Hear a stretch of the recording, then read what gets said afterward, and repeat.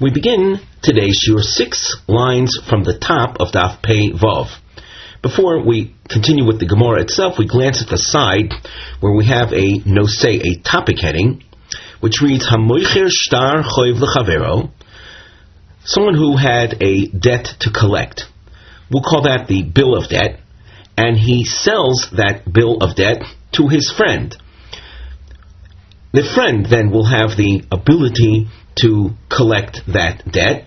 He will have paid less than the face value of the debt to the original lender, and in exchange he gets this ability to collect the full amount. V'chozar u'mochaloi.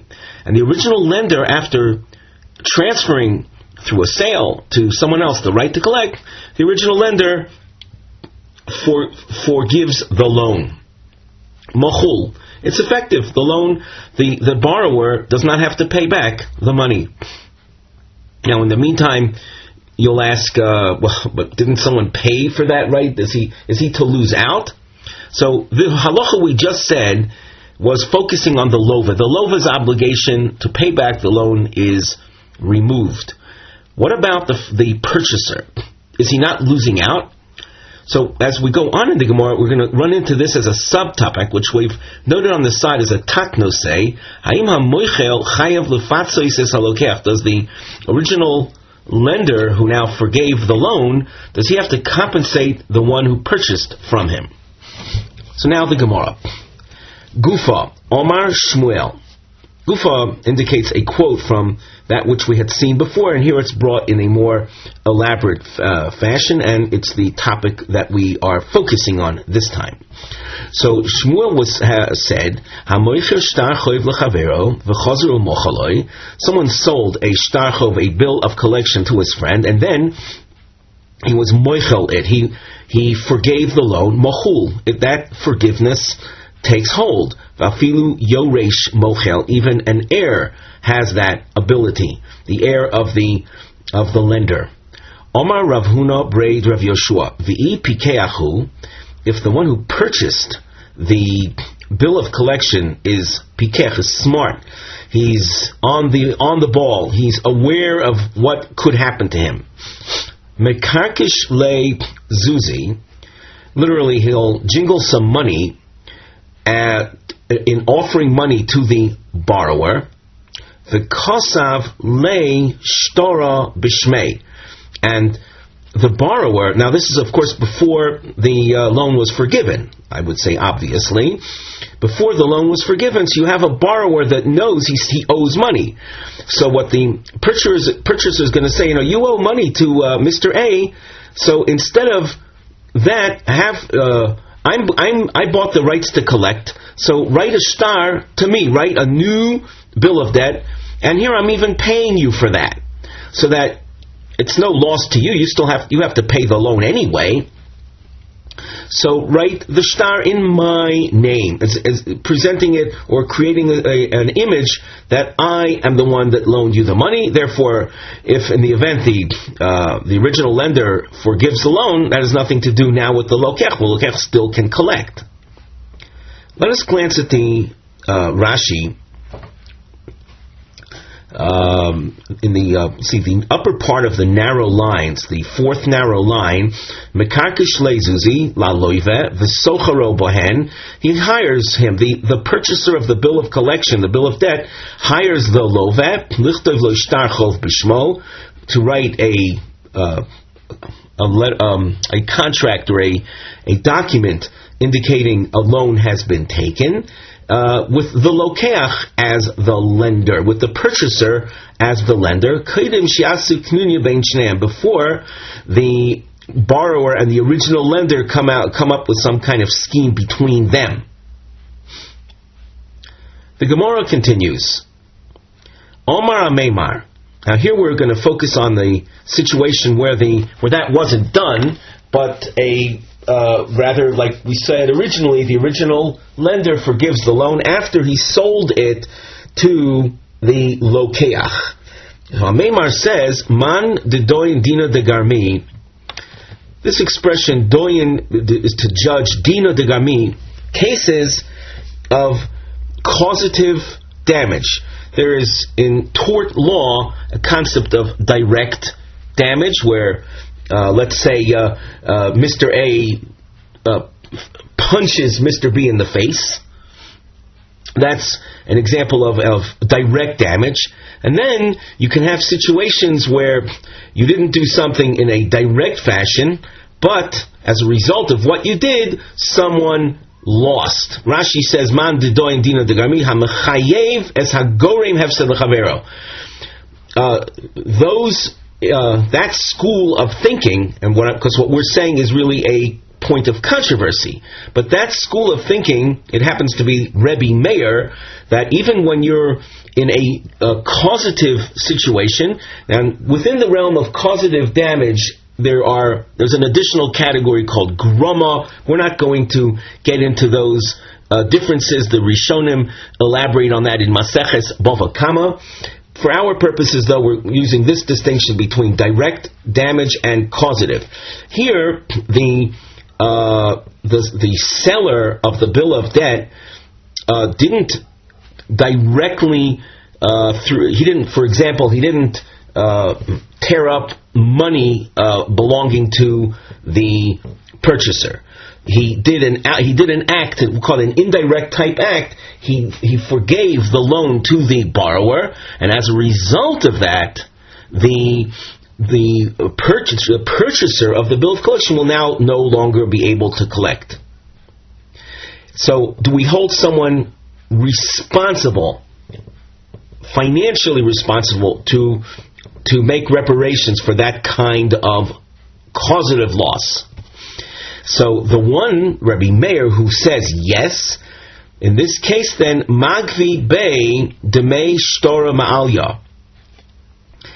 The Rashi says, Magvi Bey Bahai Shtora Min HaMochalo. Using this document, this bill of collection that was purchased, he enables the purchaser to collect the full amount of the shtar, the entire debt that's written in the shtar from the original lender. The Gemara continues, Man delo doin dino de garmi, the school of thought that says no, only direct damage is punishable by payment, but indirect damage, garmi, is not penalized by having to pay. Magvi Bey Demei Naira Bi'alma. Literally, it means that, as well, actually, Rashi says, don't look at the literal translation, but across from Rashi says, Magvi Bey Demei Naira Bi'alma, Klomar Omer Sheloi Mochar Lo Ela Haniyor Varehu Bi'adoch. The seller, the original lender, can say to the Lokeach, I sold you a piece of paper, and there you've still got the piece of paper in your hands. The piece of paper was, we'll call it representative value. It was an instrument through which to collect actual money. But it itself is, as we said, it's only representative value. And therefore, I don't owe you anything. The Gemara continues, Have uvda, there was a case of a moichel shtar choiv lechavero that came to Rav Ashi's attention. So Rav Ashi had to, let's say, judge the case. And the kafye rafram liravashi, that means that, literally means, kafye is to force, rafram forced Ravashi, but it doesn't, we don't take it to mean that, but rather, Rafram brought proofs that full compensation must be made, the agvi bey ki kshura letzalmi, and as a result of that, the purchaser was enabled to receive full compensation of the loan that had been forgiven, the loan that he had purchased. This expression, v'akvi bey, means to enable someone to collect something. Kikshura litzalmi. This is an analogy here, like a beam that's used for carving images on. When you want to carve on a piece of wood images, it has to be a high quality, straight and smooth piece of wood. So the analogy is that he deserved full compensation without any loss whatsoever, and whatever. Just like we pay all attention to the details of that beam, we pay all attention to the details of this compensation. It often happens when someone is giving a shiur, once delivering a Torah lecture, especially from a text like our Gemara marking shiur, and in the course of the shiur an idea arises that's worthy of attention, and this just happened now. I noticed that the Rashi earlier, Demei Shtora Ma'ali, in the upper part of the narrow lines, when we were dealing with providing reparations or compensation for the purchaser, Rashi said there that we enable him to collect kol hachoyv shebesoicha. That would translate as the entire debt that's written into the shtar. If it was a debt for $100 to be collected, so now the lokech will get the $100 from the original lender who had forgiven the loan to the borrower. So there Rashi said the kol hachov shebesoicha. We pointed out, if we didn't say it today, then certainly in our last discussion when we were dealing with this, when someone buys a bill of collection and the face value, let's say, is $100, there isn't too much logic in saying that the purchaser would pay the full $100. After all, he's now going to have to. Why would he pay $100 to someone just to get back $100? It would make sense that a person would pay less than the face value. So let's say he'd pay $80 which would then enable him to collect the debt of $100. So he has a $20 profit. That sounds like a good deal. The Rashi here on Kikshur L'Tzalmi says, Klomar Givui Gomur Kol HaHefsid, that the purchaser is entitled to collect the entire loss that he suffered. That would imply not the entire loan that was written into the original document, but the entire amount that he paid to the original lender for the right to collect the shtar. So I'm just leaving that with you listeners to come up with maybe a resolution if our question is a question to begin with. But nevertheless, notice the difference in language between Rashi above, where he says kol hachov shebesocho, the entire debt that's written into the document, and here, under the same circumstances, Rashi says kol hahefsid, the entire loss to the individual. Let's now go back to the Gemara. Omar Ameimar Mishmei Derav Chama Haiman Diiko Ole Kesubos Isho Ubal Chov. A person who has two kinds of debts. He has a debt to pay a ksuba, and he has a debt to pay someone who lent him money. V'islei Aro v'islei Zuzi, and the individual has a piece of land, and he has cash. That's the background. Let us take a look at the side. We have a nosei topic heading. Mishit tzorech l'shalem ksubas isha and lebal chov. He has to pay a wife that he divorced, and he has to pay a bal chov, someone from whom he borrowed money. V'yesh lo ksof and bekarkan. He has cash and land. Mi mekabel esma. First issue: who gets what? Let's assume, for argument's sake, that these are worth the exact amounts that he owes to each one respectively. So who gets what? Let's say he has a $200 debt to the woman, and he has a $200 loan that he has to pay back. He has a piece of land worth $200, and he has $200 in cash. Who gets what? And Mahadin im yeshlo rak kedei tashlum leechad mehem mi mekabel. What would be the case if he has enough to compensate only one of them? Who gets the compensation? So now we continue in the Gemara. V'islei aro v'islei zuzi. He has land and he has cash.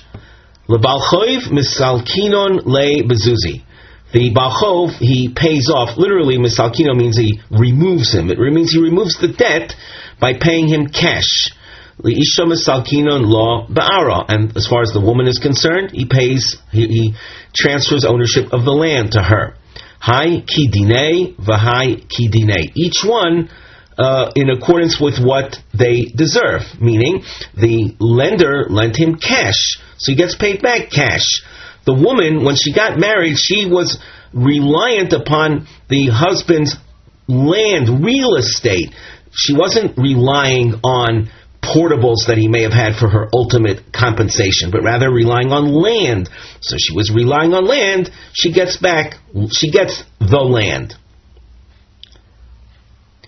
The Gemara continues, V'i lo iko elo chad ara, v'lo chazi elo lechad. Let us say he has just one parcel of land, and it's enough to compensate only one of those two debts. L'bal chov yavinon le, l'isha lo yavinon le lo. If the lender is to be compensated, and we won't give it to the woman.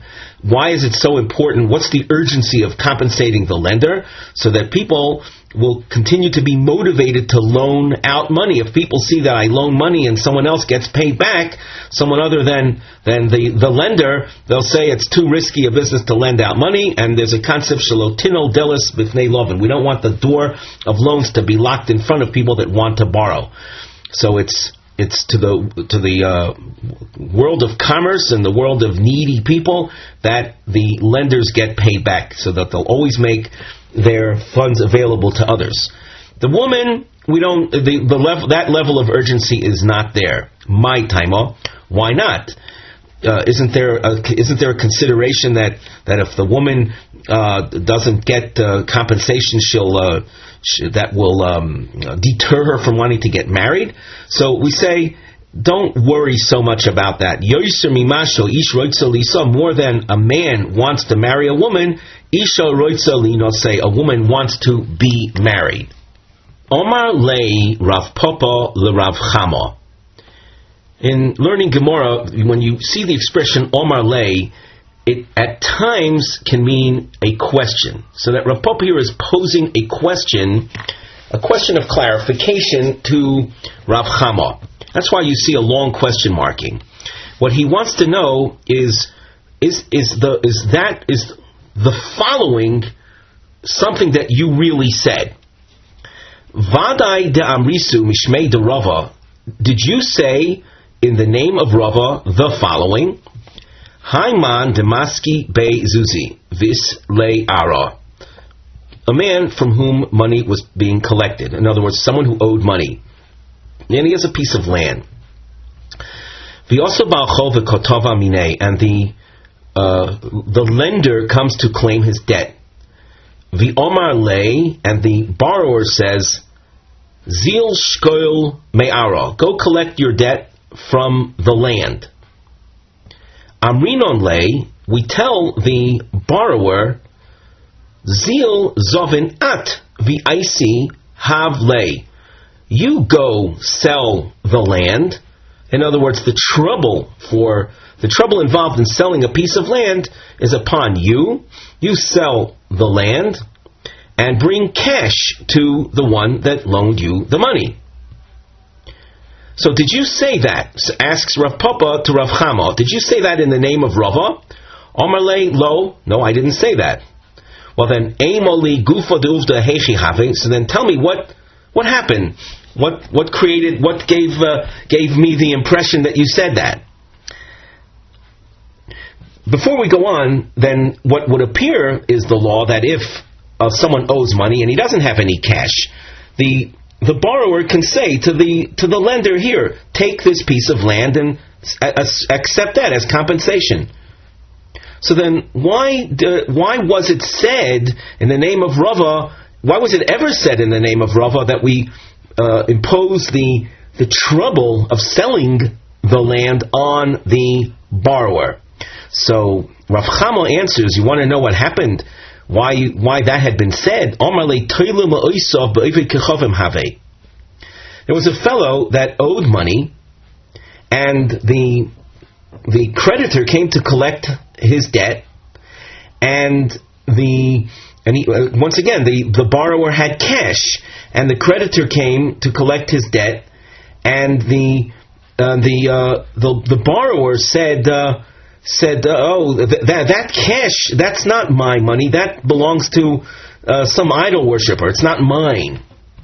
That's called Toila Moisov Ba'vikachavim. He ascribed his money, the money that he had, to someone else, is belonging to someone else. So let's read that phrase again. Omar Lei, so Rav Chama said, Toila Moisov Ba'vikachavim Have. He was that. Have means he was that. He was someone who said that his money belonged to the goy. Who also shalo kahogen? He did something wrong. It didn't belong to the goy. It was his own cash. He just wanted to fend off the Baal Chov from collecting the cash. So he did something shaloko, something wrong. Lefikach asu bo shalo kahogen. Therefore, we said, that's not your cash. So the land that you have, you go sell the land and give the Baal Chov the cash. But as we indicated before, if there was no foul play, then it would have been sufficient for the borrower simply to transfer ownership of the land to the Baal Chov, to the lender. Omalei Rav Kahana l'Rav Papa.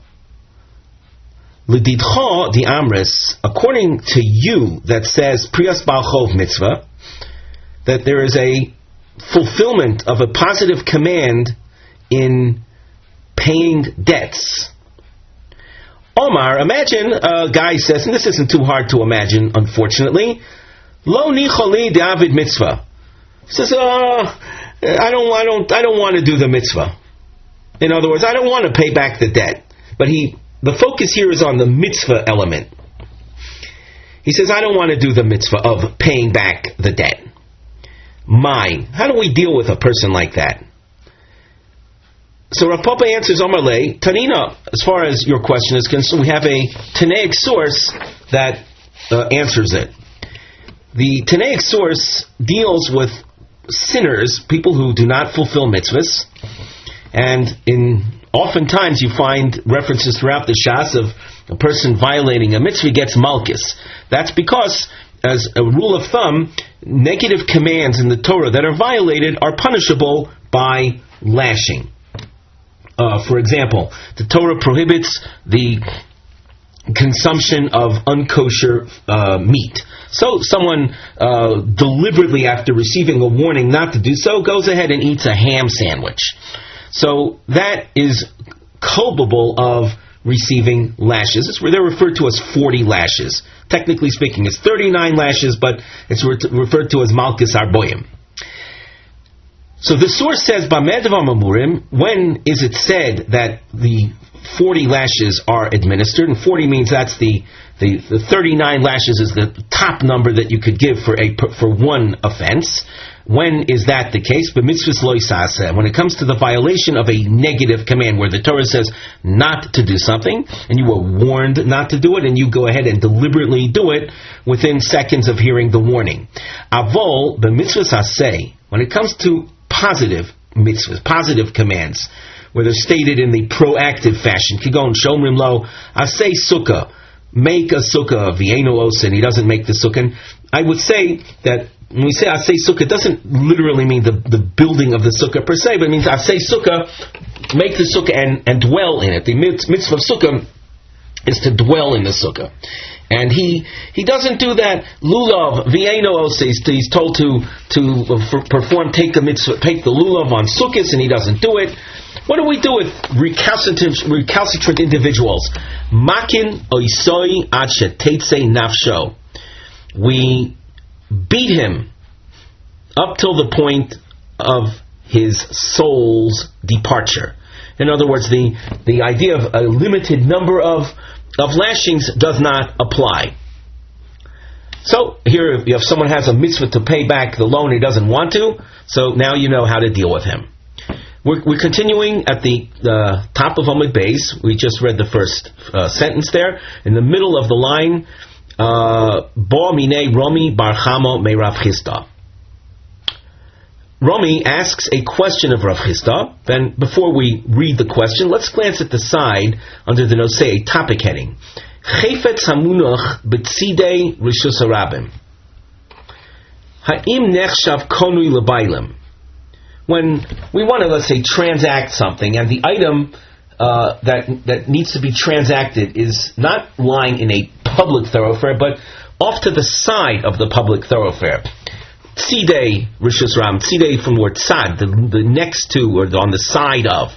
So again, it's Rashi here describes. You find variances in Rashi's explanation throughout the Shas, but it's essentially the same idea. Rashi here says, Rishus Rabim, the first narrow line, Somuch liksolim shein derech b'nei odom lavor shom lischachich b'koislim. Right next to the walls of buildings that line a public thoroughfare, people don't walk right up to buildings and thereby scraping themselves on the walls. So we can't deem it as a public thoroughfare, but it's right next to, it's adjacent to the public thoroughfare. So is an item that's lying there capable of its ownership being transferred? We're working with the assumption that items that lie in a public thoroughfare, mamish, literally in a public thoroughfare, cannot be transacted. So now we saw that Rami Bar Chama presents a question to Rav Chisda. What's the question? Second line from the top of Omid Beis. Hareze gitech v'lo tizgarshi bo elo lachar shloshim yom. Man is divorcing his wife. He gives a divorce document to her, and he says that this is to go into effect 30 days from now. She goes on her merry way and places it in that location called Sidei Rishus Harabim, and it's there. It remains there till 30 days. It's there till after 30 days. Is she divorced? In other words, is that divorce document considered in her domain? You can see we have a diamond now. On the side, it represents Shnei Lishonos. You'll see two versions of this particular discussion. So, Omar Le, Rav Chisda says, Eino Migureshes Midarav Ushmuel. She is not considered divorced based on the teaching of Rav and Shmuel. In other words, it's the divorce document, in order for it to be effective, it has to be considered in her domain. This is outside of her domain. The Rav Shmuel Dami Travayu, they both say, in a different context, but they both say, V'hu shetzvurim umunachim b'rishus harabim. V'tzidei rishus harabim ki rishus harabim domo. The Mishnah that we have learned, our Mishnah, spoke about items that were piled up, and it taught in our Mishnah that first come, first serve. As Rashi says on the second line from the top, Gabi masnisin dekotoni hakoidem zocha. Alma rishus harabim lo koni le lebailim midi. Something that's in a public thoroughfare does not enable the owner to get them. Elohim kain magbio, unless he picks them up. Hilkoch liachar shloishim lav b'rishusahu delehave gerushin chayli. Therefore, after 30 days, this get was in the Tzidei Rishus Harabim, which the Gemara just said is like the Rishus Harabim, and therefore the divorce does not take hold, because the divorce document needs to be in her domain at the point of the divorce. So, after making this, let's say, assumption, as Rav and Shmuel seem to say, that as the Gemara says in their name, will say that the Tzidei Rishus Harabim are considered like the Rishus Harabim. The Gemara challenges this, though, with a long question. Adarabba Megureshes Mida Rav Nachman. I would say that she is divorced based on Rav Nachman's teaching. The Omar Rav Nachman, Omar Rabba Baravua, someone who tells his friend, Mishok Porozu, Velotia Knuyaloch Ad Lachar Shloshim Yom, draw this cow, which I'm selling to you, draw it unto yourself, but the actual transfer will take place 30 days from now. So you'll do the act of acquisition without the legal transfer taking place until 30 days. Kana, the deal works. V'afilu omedes ba'agam, even if the cow is standing out in an agam. An agam is a marsh, an open field. My lav, hainu agam, v'hainu tzidei rishus harabim. Should we not assume that on a legal basis, an agam and the tzidei rishus harabim are one in the same? So we see that transfer of a possession does take place when the item in question is in the tzidei rishus harabim, and in our case, the item in question is the divorce document. It's considered just like there in the transfer of the cow. The agam is considered the domain of the purchaser. So to the divorce document in the tzidei rishus harabim would be considered in the domain of the woman being divorced. Lo, the Gemara says that equation is not necessarily so. Agam l'chud v'tzidei rishus harabim l'chud. The agam, a marsh, is a more private type area. There's no one even nearby, so that can be considered the purchaser's domain. Tzidei rishus harabim, not so. That's, we'll say, more public, and therefore it's not sufficiently privately oriented to be considered the woman's domain. Ika diamri. Now, let's not forget the question. This is a second version of the original issue. The question had been presented about concerning the get lying after the 30 days in the tzidei rishus harabim. So, according to this version, Rav Chisda is answering the opposite of what we saw before. Rav Chisda is answering she is divorced, based on Rav Nachman's case involving the cow and its transfer, the delayed transfer while the cow is standing in the agam. The tzidei rishus harabim ke'agam domi. And the sides off the public thoroughfare are like the agam. And just like in the case of the agam, the cow standing out in the marsh, the transfer is effective, so too the get lying in the tzidei rishus harabim will be an effective divorce document. Adarabba, to the contrary, Eino Megureshes Midarav Shmuel. I would argue that she's not divorced based on Rav and Shmuel. My love, Hainu Rishus Harabim, V'Hainu Tzidei Rishus Harabim. Rav and Shmuel spoke about the lack of possession when in a public thoroughfare, and we will assume that the public thoroughfare and the tzidei rishus harabim are one and the same, and therefore it wouldn't be considered a place of acquisition. Lo. That assumption we're not going to accept. Rishus harabim l'chud, v'tzidei rishus harabim l'chud. The public drag, the public thoroughfare, that is what Rav and Shmuel spoke about it. Only there is no transferal of items. It's not considered a personal domain. But tzidei rishus harabim is something different. And there, things can be acquired. So as you can see, the two versions basically use all the same terminology, but what is compared to what, and what the final ruling in each one is, you can see that is different. And now we come upon a new Mishnah, and the new Mishnah, the theme of this sugya, which starts with this Mishnah, and you'll see in the next Mishnah as well, the theme continues. It has to do with the realm of oaths, oaths that a husband can impose upon his wife, make her swear regarding different elements. That's a very we'll say general topic heading. Hamoishev es ishto chenvonis o shemino apetroipa. A man tells his wife to, and it is maybe an arcane expression now, but to man the store.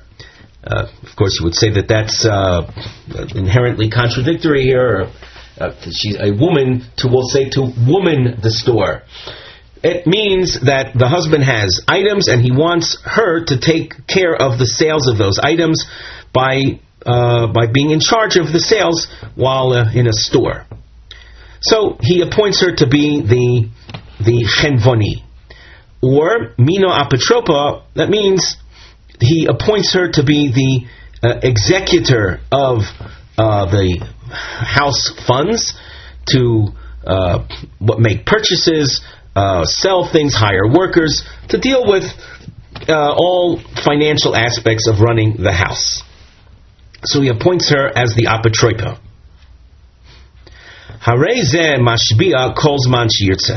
The husband can impose an oath on his wife whenever he wants that she is not pocketing any of the monies.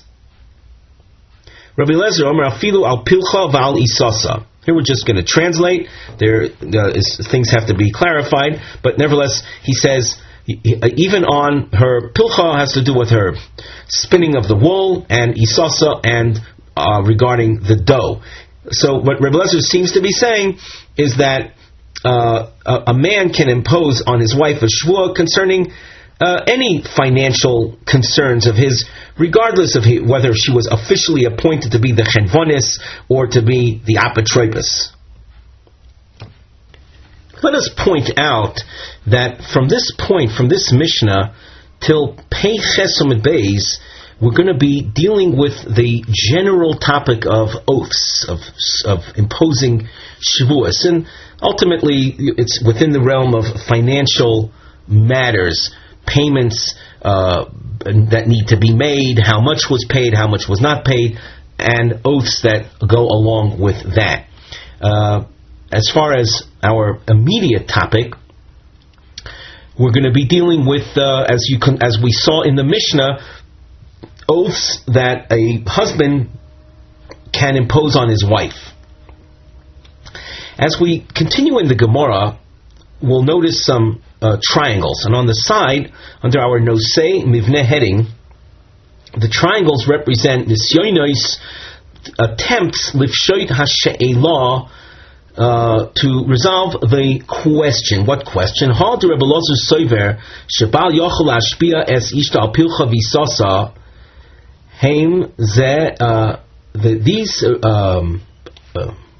the oaths that a husband can impose on his wife regarding the wool spinning and regarding the dough, household expenditures. Heim ze al yedei gilgul shvua o lechatchila. Are these shvuas that are imposed lechatchila, which means imposed initially? In other words, the husband, for whatever reason, he feels that he can't account for monies, and he turns to his wife out of the blue and says, would you swear to me that you haven't put aside or pocketed any of our household expenditures or funds? Or Gilgul Shvua, that's a situation where the woman had been obligated to take an oath for some other reason. The Tanakama, for example, he told us about the woman who was appointed an apotropis, so she has to swear that as a formal apotropis, the executor over the all of the household funds, she can be made to swear. And once she swears about that, by the way, I want you to swear also regarding the daily expenses, the Pilchan Isa, that you should swear that you didn't pocket any of that either. In other words, Gilgul means literally to roll along. That once there's another formal shvur that she has to take, we can attach this along with that. But as a type of oath to impose upon her initially that she didn't keep for herself any of the wool and the dough, that he can't do out of the blue. So that's the issue we have to deal with. Ibaya laho, Rabbi Eliezer, who appeared in the Mishnah regarding the oath of Pilchan Isasa, al yedei Gilgul ka'omar oy lechatchila ka'omar. And here, though we explained it orally, let's see it in the words of Rashi. Rashi at the beginning of the Gemara commentary in the upper part of the narrow lines, Ayadei Gilgul Komar, the Sham'ei, the Tanakama, he had heard, Rabbi Ozer had heard the Tanakama, the Omar that said, Mashbi ala apatroipsis, Veloy al pilcha visasa, Vafilu ayadei Gilgul shvuas apatroipsis. Rebbe Ozer was a reaction to the Tanakama, so it could be that he heard the Tanakama saying that you can impose a shvua over apotropsis, but not on Pilcha and Isa at all, even through Gilgul shvua. The Keva the Shuas apotropsis Rabbanan, since the oath that's imposed on her as an apotropos is a rabbinic-based oath. It's not a Torah. It's not a Torah level oath. There are differences, and there is an entire tractate, Masechet Shuas, that deals with these topics. So we'll see the important points regarding the distinction between Doraisa and Rabbanan as we go along in the Gemara and the Rashi. So Shuas apotropsis is the Rabbanan. The halo kotoan le tovea tainas bori. When the husband is imposing the shua claim, making a claim, he's not making a claim, I know that you pocketed these monies, and if you're denying thusly, then swear to that effect. That's a tainas bori, a claim made with certainty. That's not the case here. So once that's not the case, you're dealing with a shua that does not have a doraisa status. Elo, rather, what is he saying here? Ritsoni shetishovali. I want you to swear to me.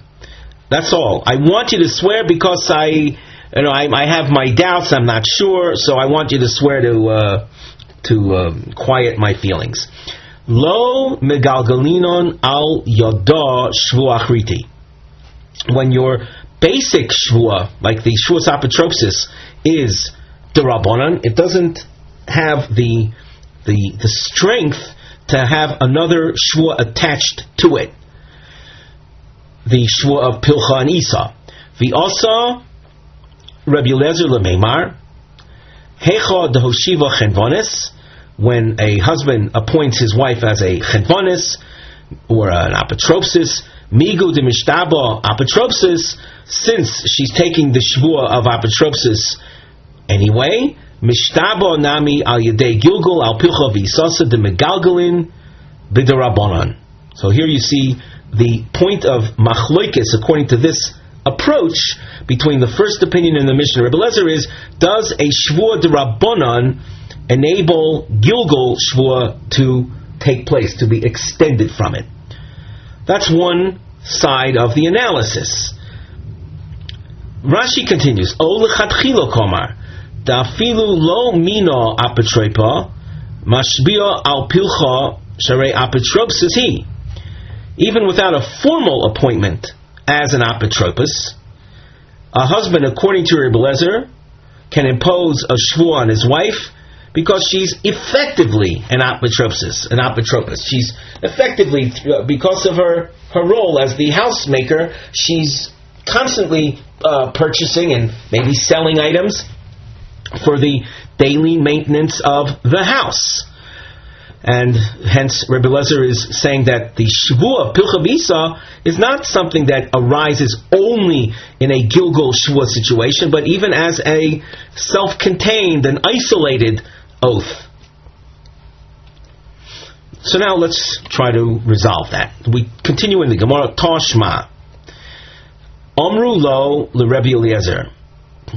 The Chachamim, upon hearing Rebbe Eliezer's idea of making her swear regarding Pilcha v'Isa, they said to him, Ein Adam Dor im Nochash b'kfifa.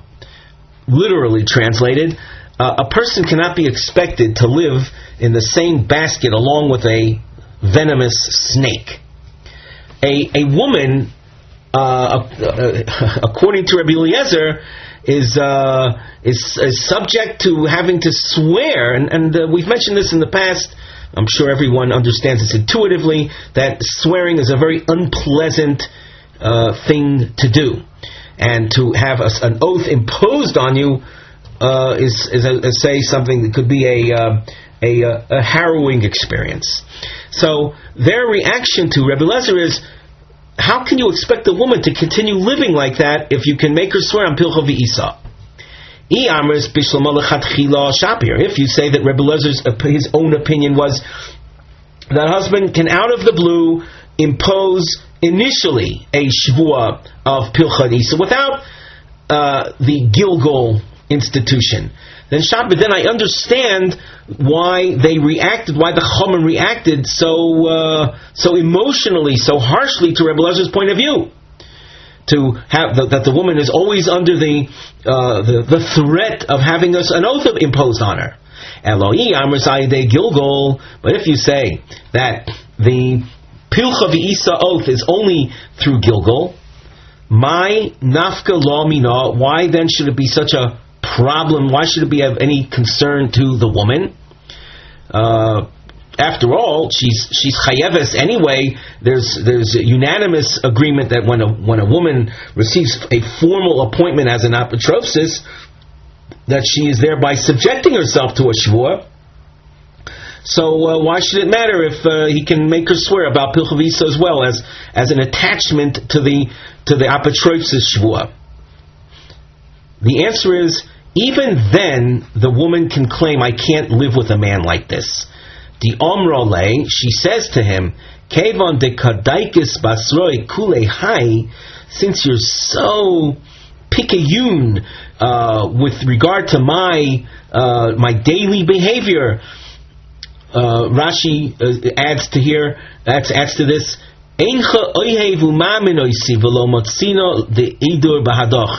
you don't love me. And it seems that this lack of love is manifest through the lack of trust. I think that there are some very profound ideas in this Rashi. That the idea of trust and love, from the woman's perspective, are one in the same.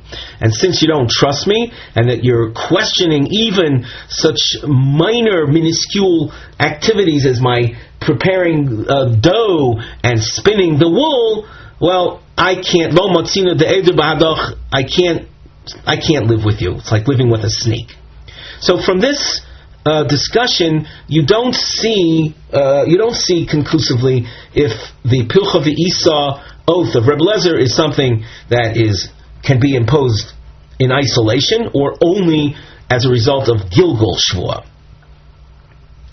I think it's self-evident that the shvua of apotropsis or chenvonis, that does not create the feeling of enmity, being that it's only as a result of a formal appointment that the woman is subject to that. And I think we can assume that the being put into the position of a chenvonis or an apotropsis is not something that's imposed by force. It's something she would have agreed to. And once you agree to that, you understand you're subjecting yourself to financial scrutiny. But when this scrutiny reaches this extremely fine resolution of pilcha nisa, even if it's through Gilgal, that's already too much. Ta shma harei shelo potar es ishto min haneder min hashvua. A man, let us say, he did not write which we'll see in the next Mishnah. He didn't write over to her an exemption from vows and oaths. So a man who did not exempt her from nedorim and shvuas, that's how, read that again. Harei shelo potar es ishto min haneder min hashvua, v'shiva chenvones o shamino apotropa, and he appointed her as a storekeeper, as his storekeeper, or as the executor of his properties. Hareze mashbi'ah kolzman shiyutzeh.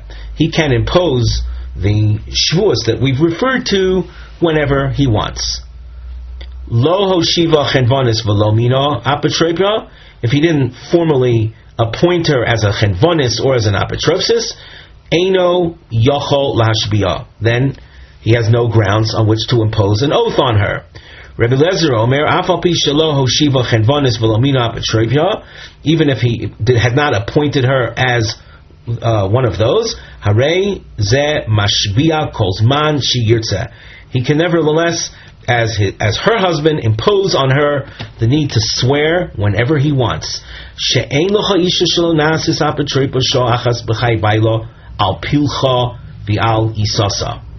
There isn't a moment in a married life that the woman isn't a type of apotropsis, the executor of funds, de facto over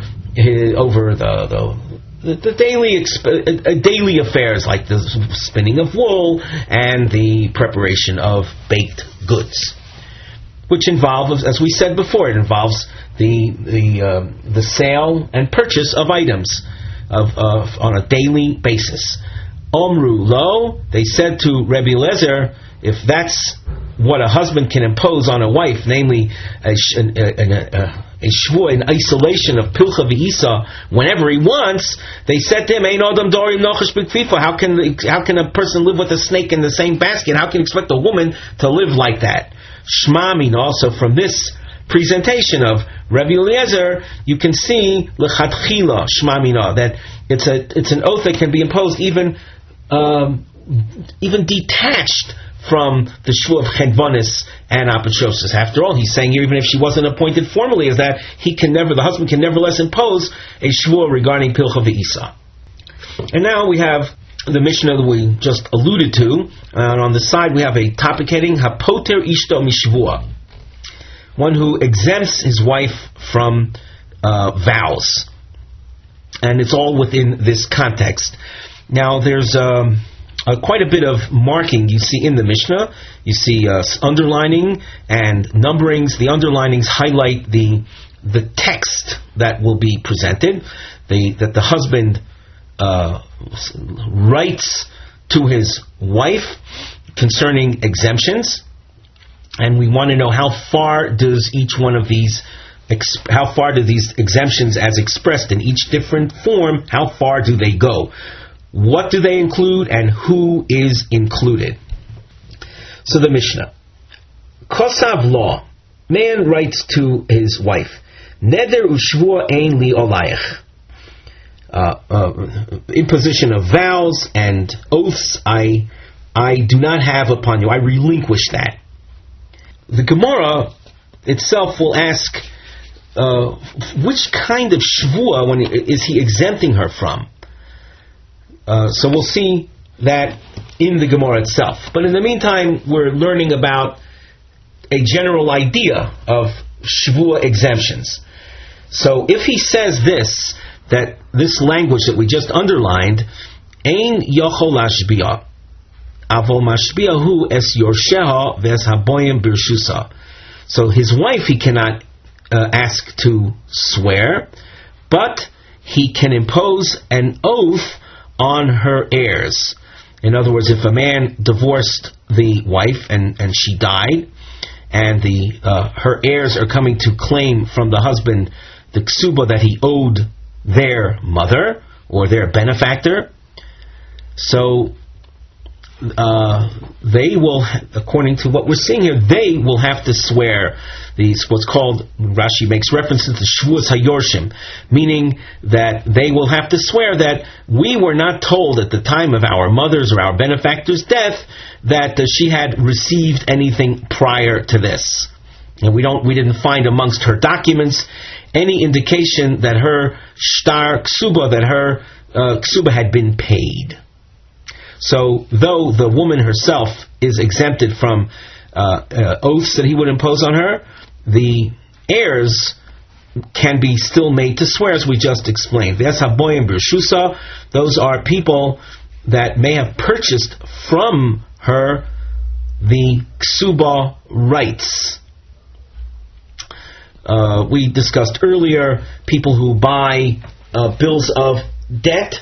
There are people that buy the ksuba from a woman. A woman might be in need of immediate funds. Her ksuba is worth, let's say, $200. They'll pay $150 for the rights to her ksuba. That doesn't guarantee them, but only if the woman herself was in the position to collect the ksuba, so they will take over her position. And they would have paid, let's say, a fraction of the ksuba and then be able to collect the full ksuba. Those are the boyim birshusa. And they too, when they come to the husband claiming we bought her ksuba, they will have to swear that the ksuba has not been paid up whatsoever, and hence we're coming to elect. So that's a shvur that's imposed on Bo'im Birshusa. Another case, another expression. Neder shvur ein li olayach v'al yorshayach v'al haboim birshusech. I relinquish the shvuas that would have been upon you, upon your heirs, and upon those that are coming as a result of you. So what happens? Eino yochol lashbiah. He cannot impose an oath. Lo he v'lo yorsheh v'lo es haboim birshusa. So he cannot impose an oath on the wife, nor on her heirs, nor on the boim birshusa. Avol yorshav, this husband's yorshim, this husband's heirs, mashbian oisav es yorshav es haboim birshusa. If the man himself, that the husband had died, and he left heirs, and they are being sought out for collection, that with the claim, your father owed our mother, or if she's still alive, owed me, or if she's dead, her yorshim, or those that may have bought the ksuba, they can be made to swear if they are dealing with the yorshim of the heirs of the individual that had issued an exemption. Basically, what are we saying? The exemption is applicable only to the one himself who issued the exemption. But that exemption will have no restriction imposed. It will not impose any restrictions on his heirs. A third case. Neder u'shvua ein li v'lo liyorshai v'lo laboim birshusi olayach v'al yorshayach v'al haboim birshusech.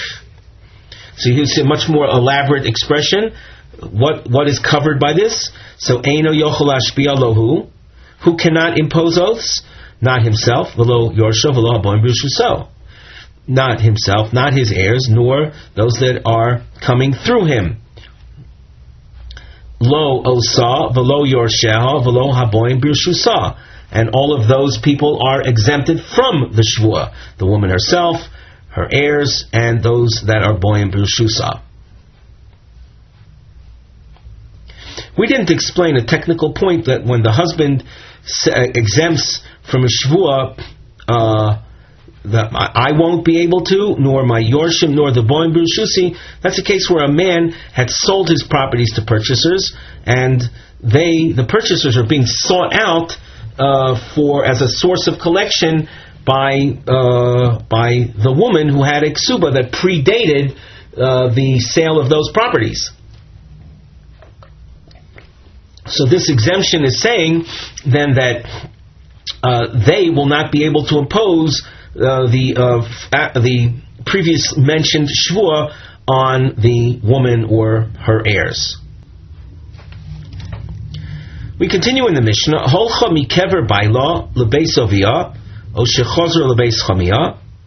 A woman that had received a shvua exemption. She, in a situation where the husband died, so she walks. When she walks from the burial to her own father's house, when she goes back home to where she once lived, or she goes to the Beis Chamia, her father-in-law's house, that means to where her husband, where she lived with her husband. And she is not made into an apotropos. Ein hayorshim mashbiyan osa. The heirs have no right to impose a shvua on her. If she is appointed as an apotropos, again, we're dealing with a woman that had previously received an exemption. Now the husband is dead, and she is appointed at this point. She's appointed, let's say, initially for the first time as an apotropos. So v'im nasis apotropsa hayorshim mashbiyan osa al osid lavo v'ein mashbiyan osa al masha ovar. Rashi says al osid lavo al esek shelachar misa, on any dealings that she has after the husband's death, shelo ikva biyada klum, that she hasn't withheld anything. Dahashta nechosim diyasmininu. At this point in time, the property belongs to the heirs. V'lo mahanya behu ptur didei, and the exemption that the deceased husband had issued was an exemption only concerning properties that were his. Once he dies, it's like the clock starts all over again. So the exemption that he had issued is now has expired. So she can be made to swear regarding any transactions she conducts from this point onwards, but not al ha'ovar. Ve'ein mashmino so al mash'ovar means those things, those transactions that she may have overseen when the husband was alive, she cannot be made to swear. She has that exemption still is effective regarding that. Before we continue in the Gemara, we note on the side the nosei mivne heading. Roman numerals appear, 1 and 2. They represent Shnei Lishoinois b'Rav Yehuda HaRav. 2 versions regarding Rav Yehuda HaRav, who will appear in the Gemara. Ahei, what is Rav Yehuda's comment going on? Ume'ez shvua habal poter oisa. And we'll also be interested in knowing from what vow is he exempting her? From what oath is he exempting her? The Gemara. Shvua mai avidita.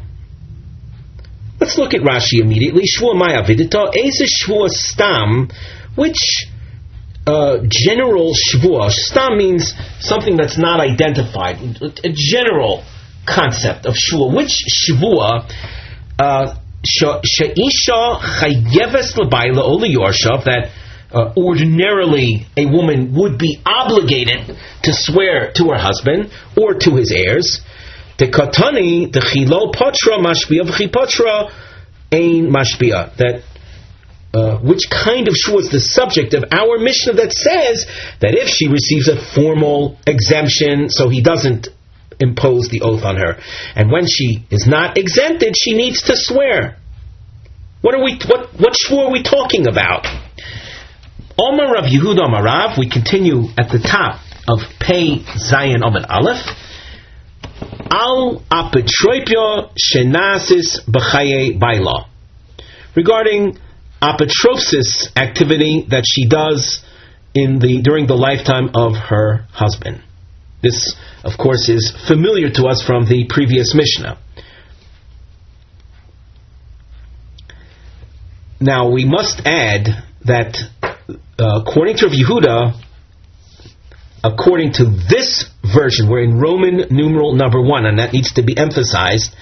Later, you can see there's a Roman numeral number 2, but at this point, what Rav Yehuda is saying, that the exemption covers apotropsis activity, but it does not exempt the case of what's called pogemes Kesubos. It's an important expression that we'll be seeing regularly.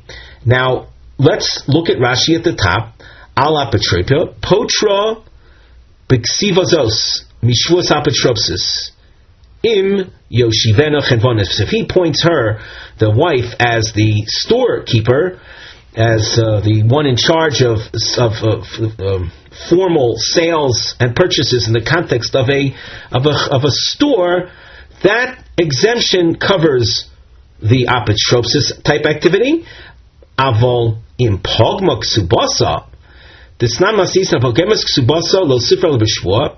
If you're dealing with a pogemes ksubasa, which we didn't explain what that was, then that kind of woman cannot collect the balance of her ksuba unless she takes an oath.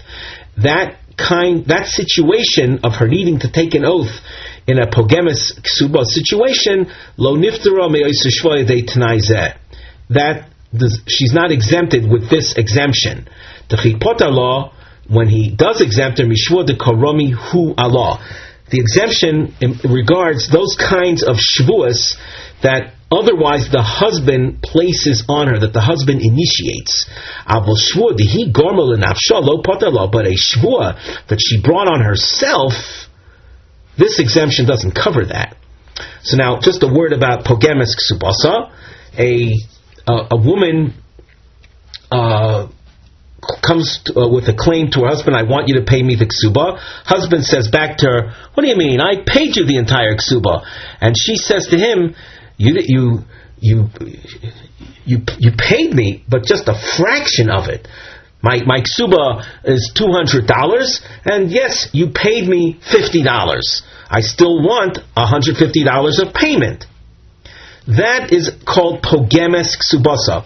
Now, in that case, her claim isn't based on the mere, let's say, document that she's holding, because when she comes with a ksuba claim based on the document says $200 in it. She's putting a claim in of $150. So, because of that, she will need to swear to verify her claim. We'll call partial ksuba amount. So, according to Rav Yehuda, once again we emphasize, according to our current version of the Gemara, the exemption covers apotropsis, but it does not cover the case of pogemes ksubasa. Rav Nachman, we continue in the Gemara, Rav Nachman Amar Rabba bar Avua, al hapogemes ksubasa. The exemption covers even pogemes ksubasa, and certainly the shvuas apotropsis. The idea being that this exemption is far-reaching. Not only does it cover shvuas that he would impose on her, but even shvuas that she brings on herself, she is exempted. Ozal. Now, so according to this version, you see, it's quite apparent that there's a machlokes between Rav Yehuda and Rav Nachman. According to Rav Yehuda, no, the exemption does not cover pogemes ksubasa, and according to Rav Nachman, the exemption covers even pogemes ksubasa. According to the second version of the Gemara, Roman numeral number 2, Rabbi Yehuda will not be presented as one who is arguing with Rav Nachman. Of course, we'll have to wait to see what that is a reference to. We continue now in the Gemara. Ozal Rav Mordechai Omra L'Shmaitza Kamei D'Ravashi. Rav Mordechai went and he said the following. The Shmaitza is the upcoming attack, the upcoming question that is raised. So Rav Mordechai presents the upcoming question presents it to Rav Ashi. What's the question? And notice we have a long question marking.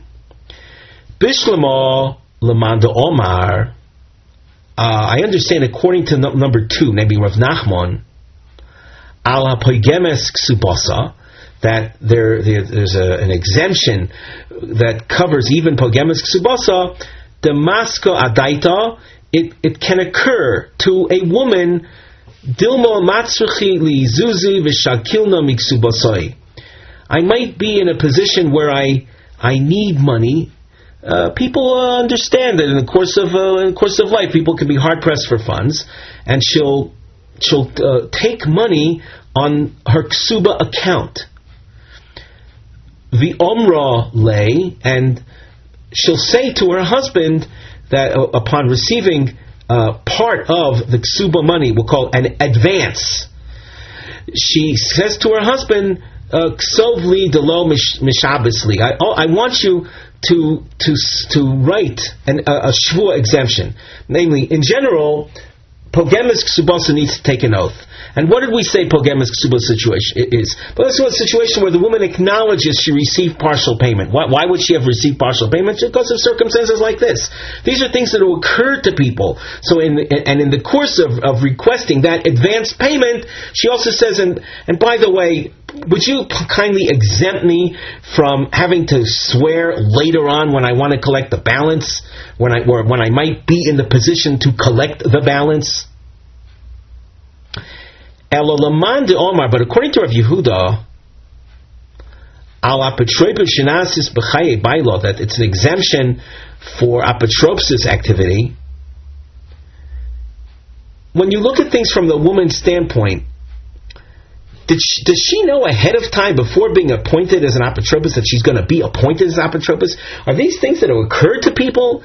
The woman, the wife, mi havis yada the moisiv law apotropa. Did she know ahead of time that one day he would appoint her to be the executor of all of his properties?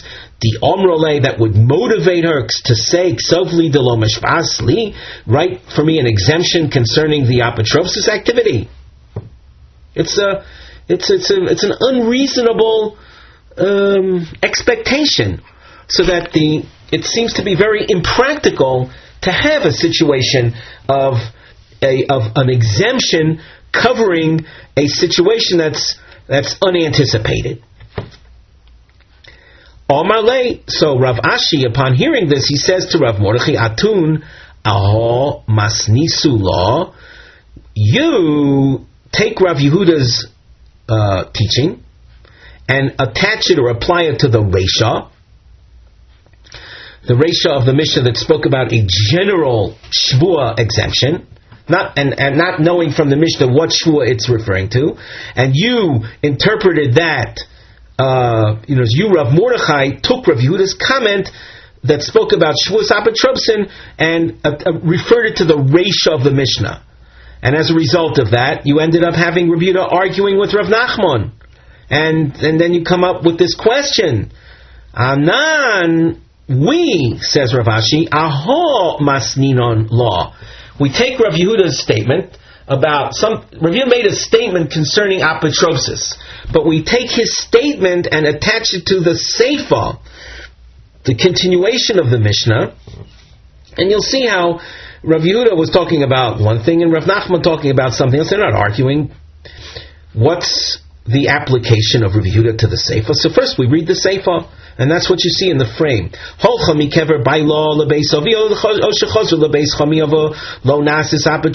the burial of her husband, she went back home, either to her father's house or to her husband's place, and she did not become an apotropos. She didn't do any apotropsis activity. Ein hayorshim mashbiyan osa. The heirs cannot impose any shvuas on her. This is a woman that had received a shvua exemption. If she is now appointed, at this point she becomes appointed in apotropsis, she can be made to swear concerning any activities, any financial activities from this point onwards, and not retroactively. The Gemara says, She'ovar my avidate. We look at Rashi, like to explain this phrase right across from here. Rashi says, "She'ovar my avidite, klomar ad mosai korui l'she'ovar." How far back is called the past? De lo amrinon, that we would not say nichsi diyasminenu, v'ein tnai shelo moil bohen, that it's the property of the Yisoimim, and that the husband's exemption does not apply. The husband made an exemption concerning his properties, not the properties that are owned by the heirs. At a certain point, it becomes the heir's property. So, how far back does this go?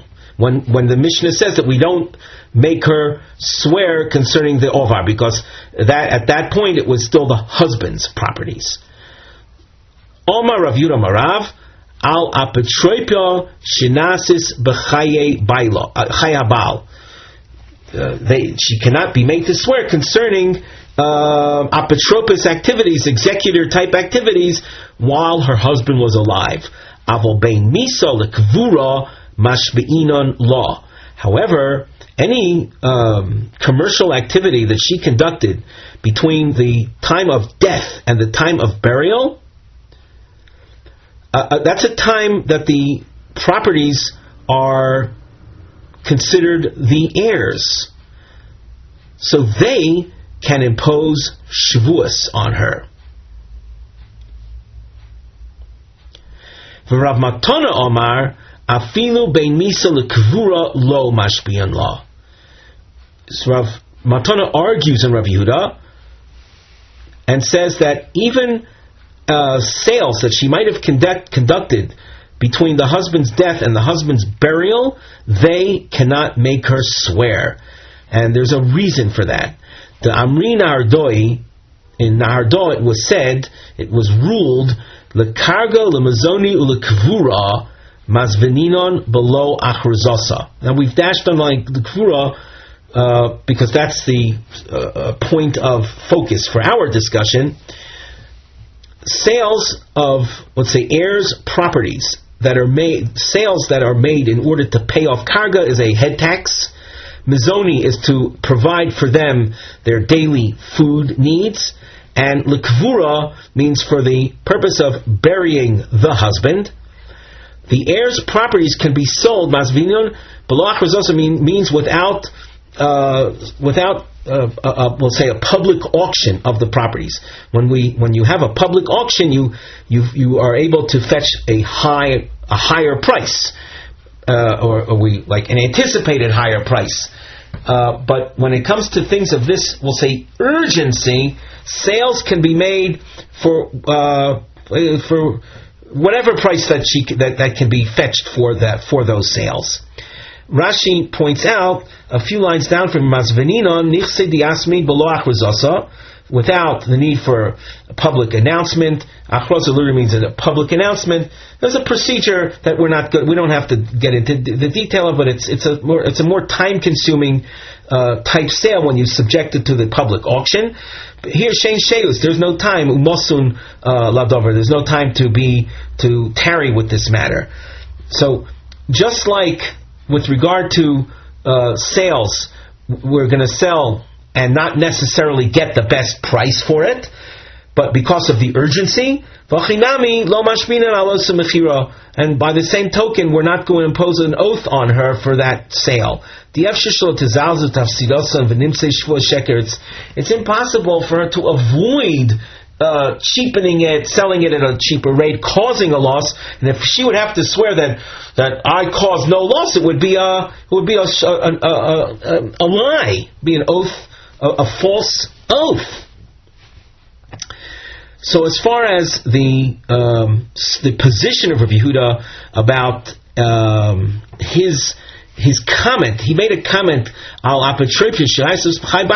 It had no reference to the beginning of the Mishnah where there was an exemption issued by the husband concerning oaths, but rather it had to do with the definition of al ha'ovar in the seifa of the Mishnah. So as far as things go, then, if you're going to ask what does the exemption of the Mishnah cover in the beginning of it, you'd be, according to version number 2 of the Gemara, you're left with Rav Nachman's explanation that the stam, the undefined shvu exemption, covers the case of pogemes Kesubos, where she put herself in the situation of needing to take an oath.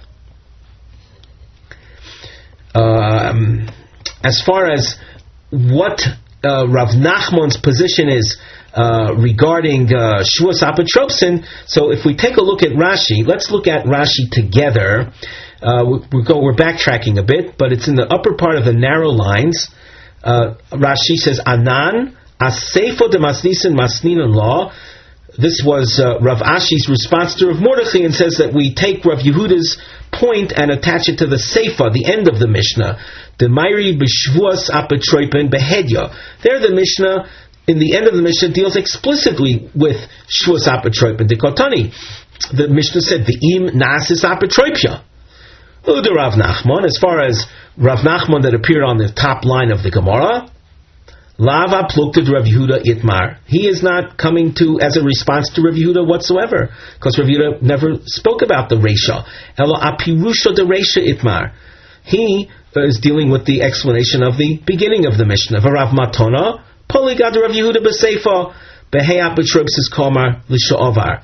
There is a machlokes that Rav Yehuda has, but that's with Rav Matona, as we saw in the Gemara on the Seifa, regarding how far back. Avol be'poigemes. Now here is the point that I wanted to get to in the Rashi. Regarding pogemes, avol be'pogemes, kulu modu de potra. Everyone is in agreement when a woman receives an exemption, her exemption covers the pogemes situation. The shivua habo lo al yedei nechosav hi. It's a shivua that comes as a result of the husband's property. So when the husband issued an exemption, his exemption covered the properties that were his. The collection of the ksuba is a collection from his properties. So that when the husband issues an exemption, everyone agrees that it covers the case of pogemes. Now, what's interesting to note, this is a detail that how this second approach is contrasted with the first approach, because in the first approach we had let's say a svara that said that the exemption, according to Rav Yehuda, covered apotropsis, but it wouldn't have covered pogemes ksubasa. And at that point in the Gemara, the svara was that pogemes ksubasa is a shvur that she brings on herself. At this point in the Gemara, we're saying that everyone will agree that that when a husband issues an exemption, it certainly covers the case of pogemes ksubasa.